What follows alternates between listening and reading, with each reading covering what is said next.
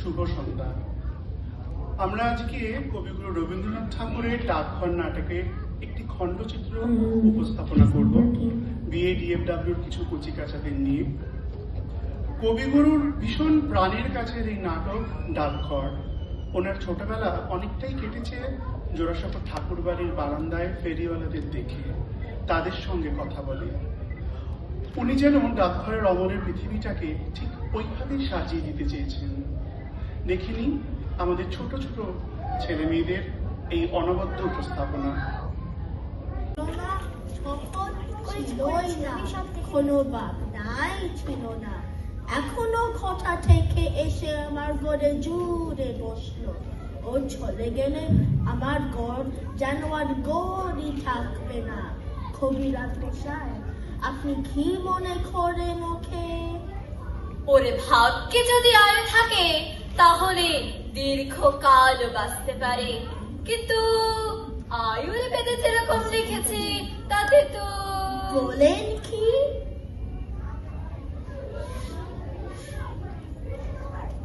খুব সাবধানে রাখতে হবে।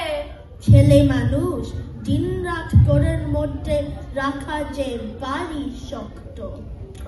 তা কি করবেন বলেন? এই শরৎকালে রৌদ্র আর বায়ু দুই এই বালকের পক্ষে বিষবাদ।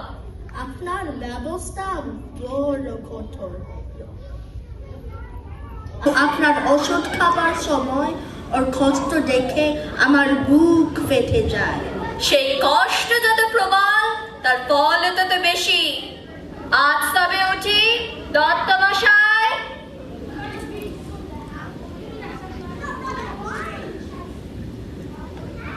পিসে মশাই, কি অমল?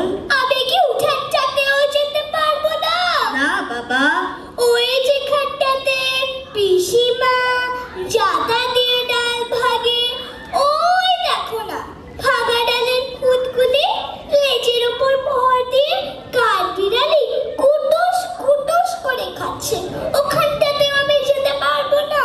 না বাবা, আমি যদি কাঠ বিড়ালি হতো তাহলে সে বেশ হতো, কিন্তু পিসে মশাই আমি কেন বাইরে যেতে পারবো না? কবিরাজ যে বলেছে বাইরে গেলে তোমার অসুখ করবে। কবিরাজ কেমন করে জানে? সে বলো কি অমল, কবিরাজ জানবে না? সেই যে এক চোখে পুঁথি পড়ে ফেলেছে। পুঁথি পড়লে কি সব জানতে পারে? বেশ, তাও বুঝি জানো না? আমি যে পুঁথি কিছুই পড়িনি, তাই জানি নে। দেখো, বড় বড় পণ্ডিতরা তোমারই মতো সারা ঘর থেকে তো বেরোয় না। বেরোয় না? না, কখন বেরোবে বলো? সে যে কেবল পুঁথি পড়ে আর কোনো দিকেই তাদের চোখ নেই। অমল বাবু, তুমি বড় হয়ে পণ্ডিত হবে। তুমি এত বড় বড় পুঁথি পড়বে, সবাই দেখে আশ্চর্য হয়ে যাবে। না না পিসে মশাই, তোমার দুটি পায়ে পড়ি, আমি পণ্ডিত হব না। পিসে মশাই, আমি পণ্ডিত হব না। সে কি কথা অমল, যদি পণ্ডিত হতে পারতুম তাহলে আমি তো বেঁচে যেতুম। আমি যা আছে সব দেখবো, কেবলই দেখেই বেরোবো। শোনো একবার, দেখবে কি? দেখবার আতো আছেই বাকি। আমাদের জানলার পাশে সেই যে দূরে পাহাড়টা দেখে আমার ভারী ইচ্ছে করে ওই পাহাড়টা পার হয়ে চলে যায়। কি পাগলের মতো কথা! কাজ নেই, কর্ম নেই, খানকা পাহাড়টা পার হয়ে চলে যায়। আচ্ছা পিসে মশাই, কাজ কি খুঁজতে হয়? ওই বই কি, এত লোক কাজ খুঁজে বেড়ায়। বেশ তো, আমিও তাদের মতন কাজ খুঁজে বেরোবো। যদি খুঁজে না পাও? খুঁজে যদি না পাই তাহলে আবার খুঁজবো। আচ্ছা পিসে মশাই, কবে আমি ভালো হব? আর তো দেরি নেই বাবা। দেরি নেই ভালো হলে কিন্তু আমি চলে যাব। কোথায় যাবে? কত বাঁকা বাঁকা ঝর্ণার জলে পা ডুবিয়ে ডুবিয়ে পার হতে হতে চলে যাব। সবাই যখন মঞ্চা বন্ধ করে শুয়েছে তখন আমি পাহাড়টা পার হয়ে চলে যাব। আচ্ছা বেশ, আগে তুমি বলো হও, তারপরে তুমি। তারপর আমাকে পণ্ডিত হতে বলো না পিসে মশাই। তুমি কি হতে চাও বলো? এখন আমার কিছু মনে পড়ছে না। আচ্ছা, মনে পড়লে বলবো। কিন্তু অমন করে দেশে বিদেশি লোককে দেখে দেখে কথা বলো না। বিদেশি লোক আমার ভারী ভালো লাগে। যদি ধরে নিয়ে যেত তাহলে সে বেশ হতো, কিন্তু কেউ তো ধরে নিয়ে যায় না, সবাইকে বলি বসে রেখে দেয়। আমার কাজ আছে, আমি চললুম। কিন্তু বাবা দেখো, বাইরে যেন বেরিয়ে যেও না। না, আমি যাব না। ওই রাস্তার ঘরটিতে আমি বসে থাকবো।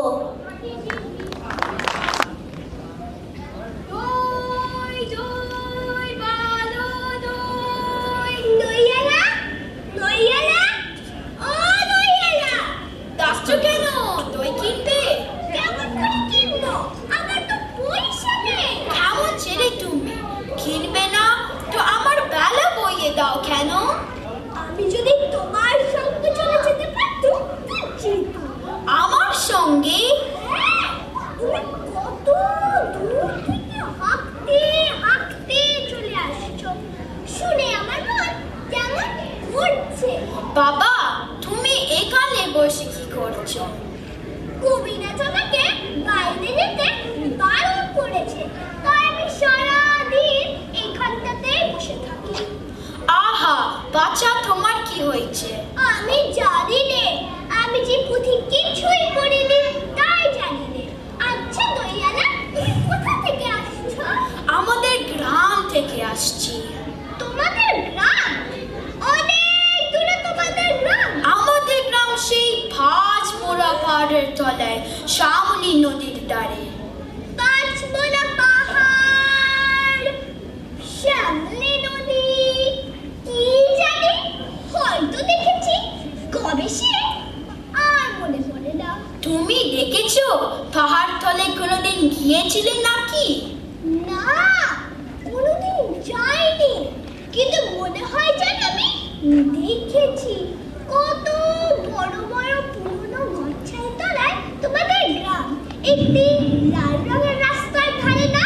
ঠিক বলেছো বাবা। পাহাড়ের গায়ে গরু চড়ে বেড়াচ্ছে।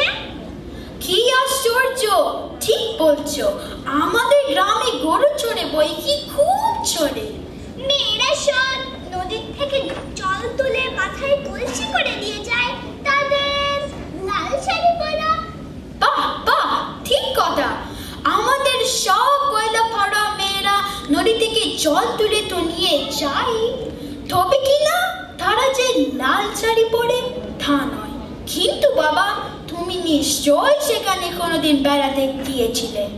সত্যি বলছি দইয়ালা, আমি একদিনই যাইনি। কবিরাজ যেই দিন আমাকে বাইরে যেতে দেবে সেই দিন তুমি আমাকে নিয়ে যাবে। যাবো বই কি বাবা, খুব নিয়ে যাবো। আমাকে তোমার মতন দই বেচতে শিখিয়ে দিও। মরে যাই, তুই বেশি যাবে কেন বাবা? এত এত পুঁথি পড়ে তুমি পণ্ডিত হয়ে উঠবে। না না, আমি কখনোই পণ্ডিত হব না। আমি তোমার মতন গ্রামে গ্রামে দই বেচে বেরোবো। তুমি কেমন করে বলো? দই, দই, ভালো দই। আমাকে শুনতে শিখিয়ে দিও। হাল পড়া কপাল, এই সুরও কি শেখবার সুর? না না, ও আমার শুনতে খুব ভালো লাগে। বাবা, একবার দই তুমি খাও। আমার তো পয়সা নেই। না না না না না না না, পয়সার কথা বলো না। তুমি একটুখানি আমার দই তুমি খাও, আমি কত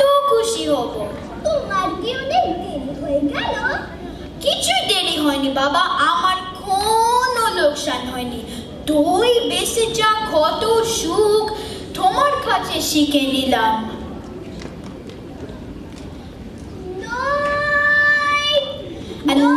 নাও আমি যাব।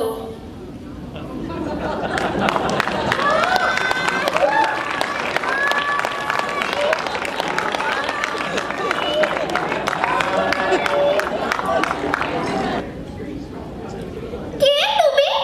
মল ছমছম করতে করতে চলেছো, একটু দাঁড়াও না ভাই। আমার কি দাঁড়াবার জো আছে, বেলা বই যাইছে। তোমাকে দেখে আমার মনে পড়ছে যেন সকাল বেলাকার তারা। তোমার কি হয়েছে বলো তো? কবিরাজ আমাকে বাইরে যেতে বারণ করেছে। আহা, তুমি বেরিও না, কবিরাজের কথা মেনে চলতে হয়। দুরন্ত পানা করতে নেই, তাইলে লোকে দুষ্টু বলবে। বাইরে তাকে তোমার মনটা ছটপট করছে। আমি বরঞ্চ এই আটখানা দরজা বন্ধ করে দিই।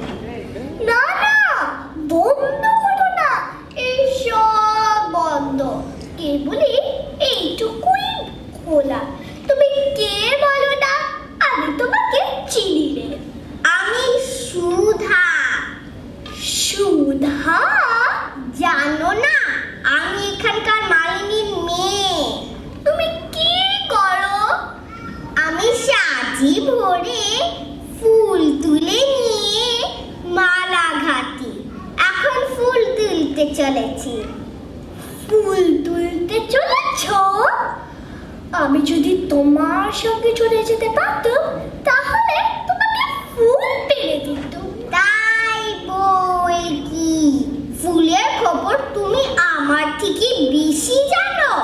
জানি, আমি খুব জানি। আমি সাত ভাই চম্পা খবর জানি। তুমি আমার পারু দিদি হবে। কি বুদ্ধি তোমার! আমি পারু দিদি কি করে হব? আমি সুধা, আমি সুশি মালিনীর মেয়ে। আমি কি রোজ এত মালা গাঁথতে হয়? আমি যদি তোমার মতো এখানে বসে থাকতে পারতুম তাহলে কেমন মজা হতো। তাহলে সমস্ত দিন কি করতে? আমার নেবু পুতুল আছে, তার বিয়ে দিতুম। আমার পুষি মিনি আছে, তাকে নিয়ে যাই। বেলা বয়ে যাচ্ছে, দেরি হলে ফুল আর থাকবে না। আমার সঙ্গে আর গল্প করো না।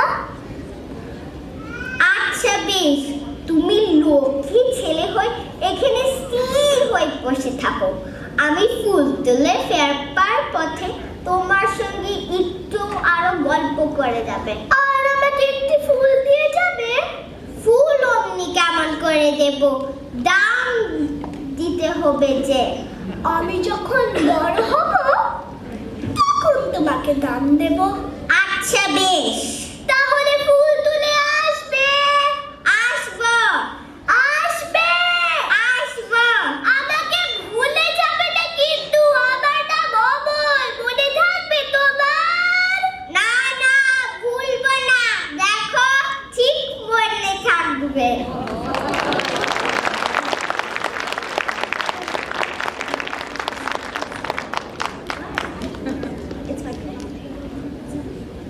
ভাই, তোমরা কোথায় যাচ্ছ ভাই? এইখানে তোমরা একটু দাঁড়াও না। আমরা খেলতে চলেছি। কি খেলবে তোমরা ভাই? আমরা চাষ খেলা খেলবো। এই যে আমাদের লাঙ্গল, আমরা দুজনে দুই গরু হব। সমস্ত দিন খেলবে? হ্যাঁ, সমস্ত দিন। তারপর সন্ধ্যার সময় নদীর ধার দিয়ে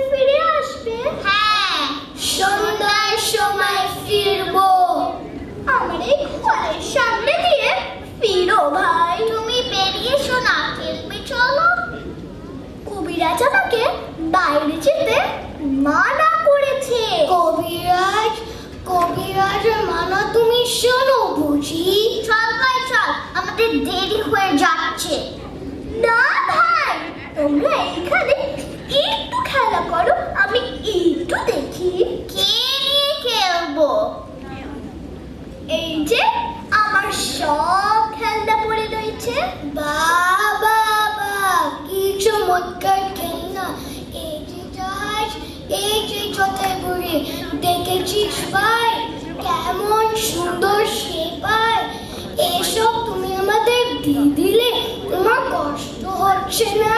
না, কোনো কষ্ট হচ্ছে না, কিন্তু ফিরিয়ে দেব না। না, ফিরে দিতে হবে না। কেউ তো বকবে না? কেউ না, কেউ না।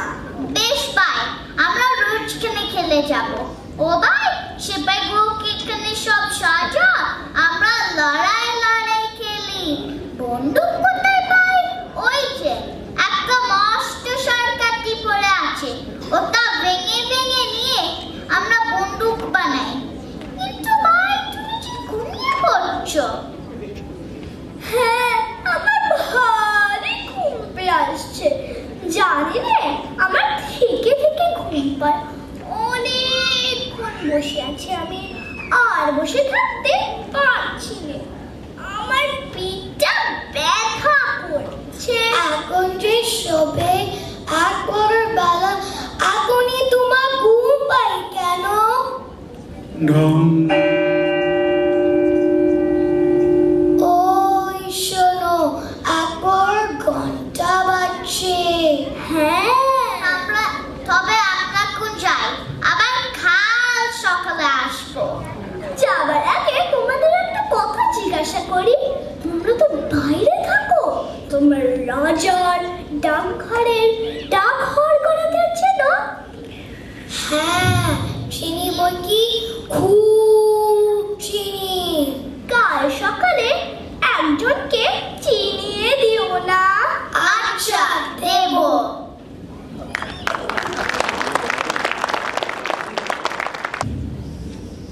পিসে মশাই, আমি কি আমার সেই নলের কাছে বসতে পারবো না?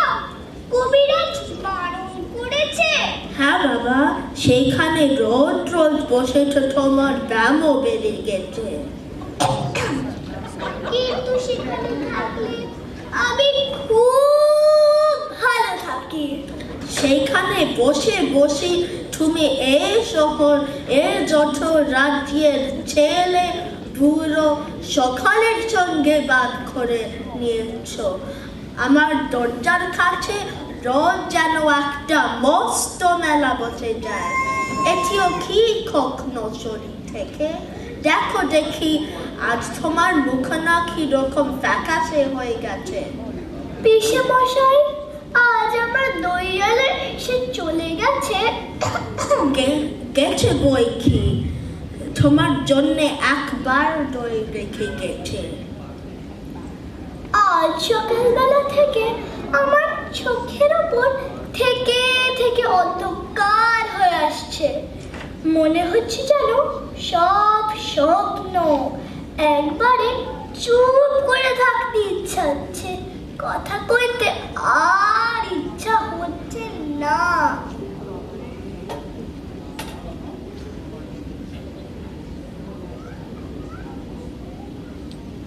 আজ কেমন ঠেকছে? কবিরাজ মশাই, আজ খুব ভালো বল হচ্ছে। মনে হচ্ছে আরো সব বেদনা চলে গেছে। ওই হাসিটা তো ভালো ঠেকছে না। ওই যে বলছে খুব ভালো বোধ হচ্ছে, ওইটাই হলো খারাপ লক্ষণ। বোধ হচ্ছে আর ধরে রাখা যাবে না।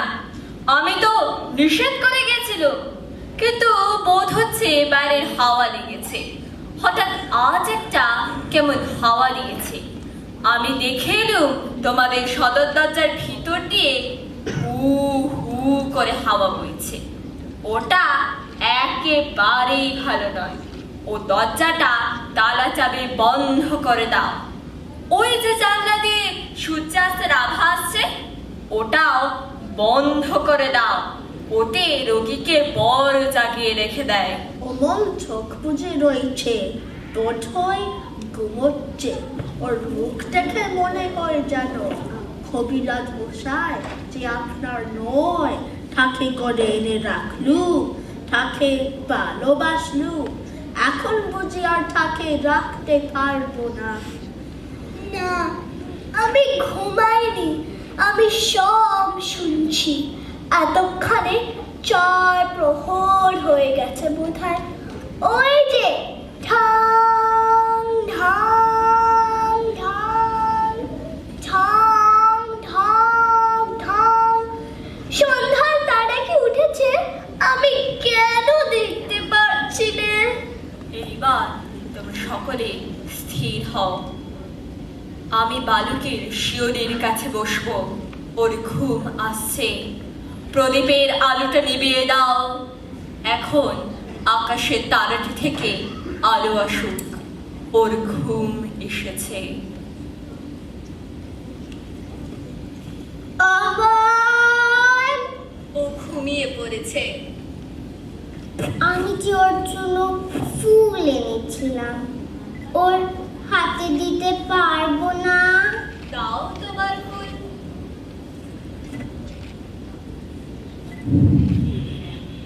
ও ও কখন উঠবে? এখনই। তখন তোমরা ওকে একটি কথা কানে কানে বলে দেবে। কি বলবো? বলো যে সুধা তোমাকে ভুলেনি। মৃত সে ধরে মৃতর রূপ, দুঃখ হয় হে দুঃখের কূপ। কত মা হতে যাবে হয়ে বিমুখ, আপনার পানে চাই তোমার অসীমে প্রাণ মন লোকে, যত দূরে আমি ধাই।